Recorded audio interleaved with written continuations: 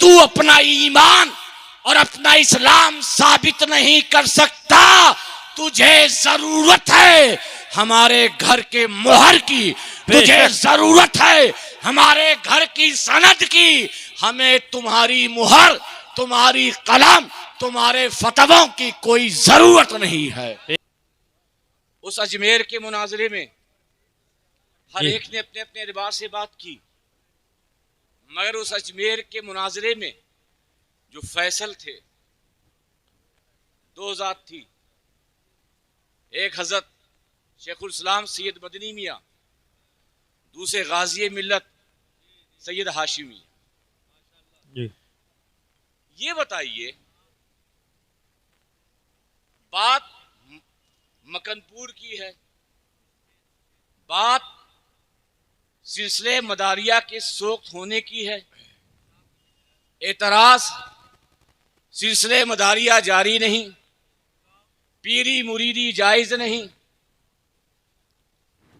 कि छौछा क्यों इसमें पड़ा? जी,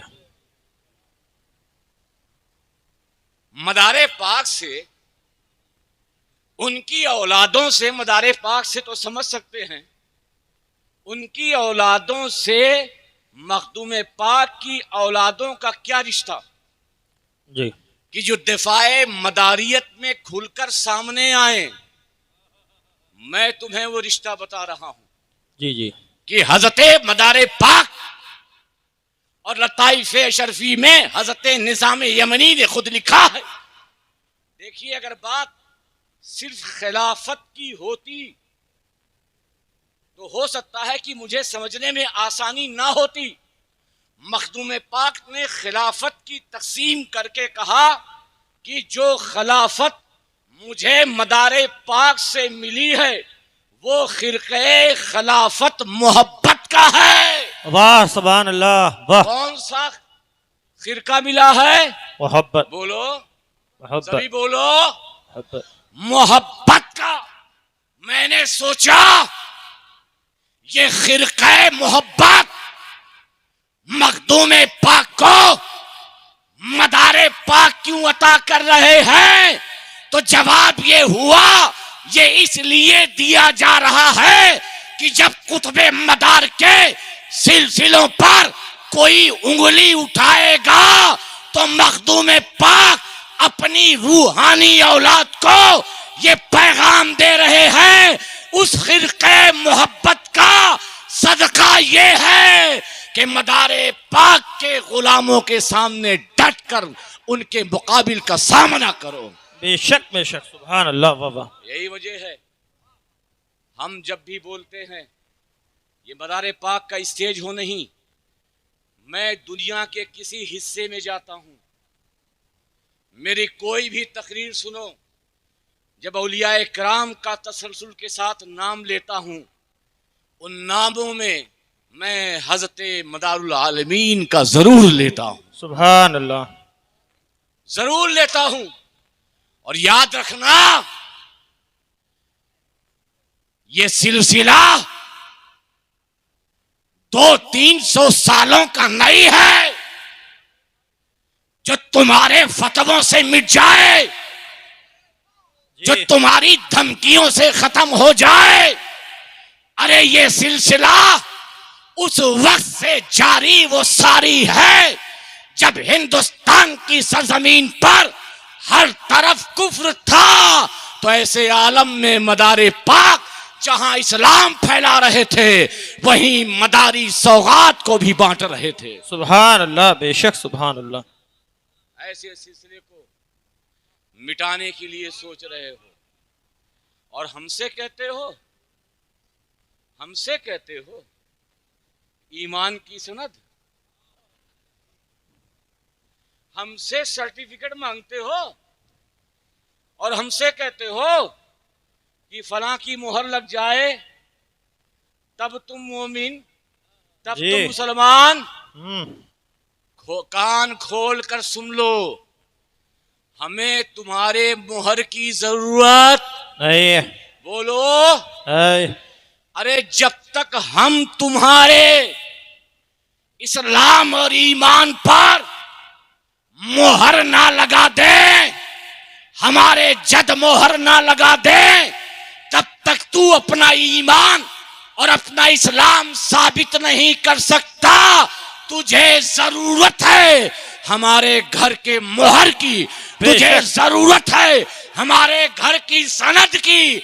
हमें तुम्हारी मुहर, तुम्हारी कलम, तुम्हारे फतवों की कोई जरूरत नहीं है। बेशक बेशक बेशक, बहुत खूब। हमको आंख दिखाते हैं, मानोगे तो मुसलमान, मानोगे तो मुसलमान, नहीं मानोगे तो मुसलमान। बोलो मुसलमान। तुम भी कहो, मदारे पाक के मसलक को मानोगे तो मुसलमान। जिस टेक्निक से बात करते हैं वो, कहो मदारे पाक के मसलक को मानोगे तो मुसलमान, नहीं मानोगे तो उस मुसलमानी में शक। तुम्हारे तो बहुत बाद में आए, और ऐसे बाद में आए कि वो सिर्फ यही पुकार उठे। बात तो बैतुन नूर की थी, नूर के घर में मुनाजरा हुआ। कहां हुआ? नूर के घर में, बैतुन नूर, और सब नूर वाले वहां मौजूद हैं। और इसी नूर के ताल्लुक से तुम्हारे हजरत कहते हैं तेरी नस्ले पाक में है, बच्चा बच्चा नूर का, तू है ऐने नूर, तेरा सब घराना नूर का। याद रखिएगा। वक्त काफी हो गया, मैं बहुत बोलता हूं, ये बहुत मशहूर है। 2014 में फातिह अजमेर ने अजमत अहले बैत कॉन्फ्रेंस की थी।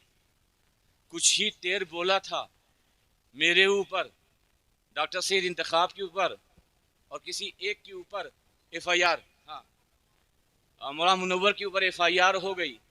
तो इसलिए ज़्यादा बोलूँगा नहीं, लेकिन मैं किसी FIR से डरता नहीं हूँ, और न मदारियों किसी फतवे से डरो।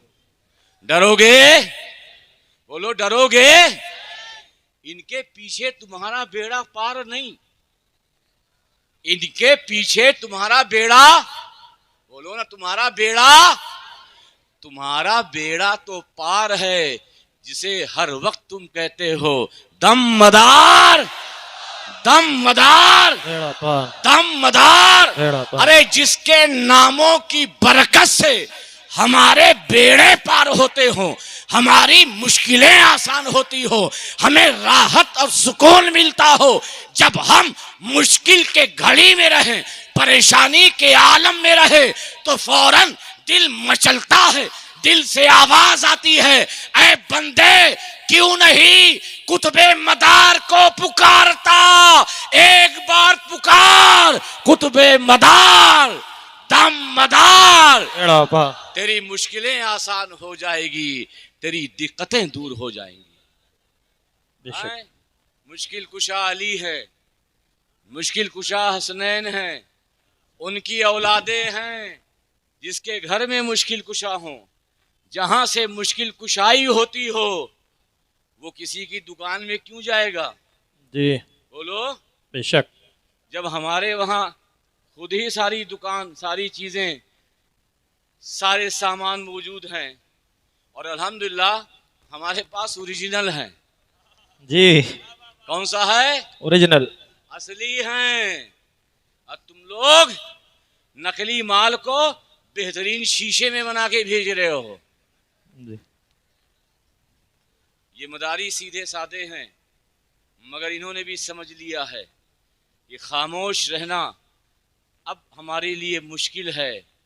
अब अगर कहीं से भी आवाज आएगी तो सिर्फ आवाज का जवाब मकनपुर से नहीं, मकनपुर से नहीं, बल्कि हम मखदूम पाक की रूहानी औलाद हजरत कुतुब आलम के वास्ते से और गवाह बनाकर ये कहते हैं कि जब भी सिलसिले मदारिया पर हमला होगा कुतुबे मदार की इज्जत पर हमला होगा, सिर्फ उनकी औलाद नहीं बल्कि उस खरक़े मोहब्बत के सदक़े में मखदूम पाक की हर औलाद बोलेगी। बेशक, सुभान अल्लाह, सुभान अल्लाह, बहुत खूब बाबा, वाह वाह वाह वाह वाह, जिंदाबाद बाबा।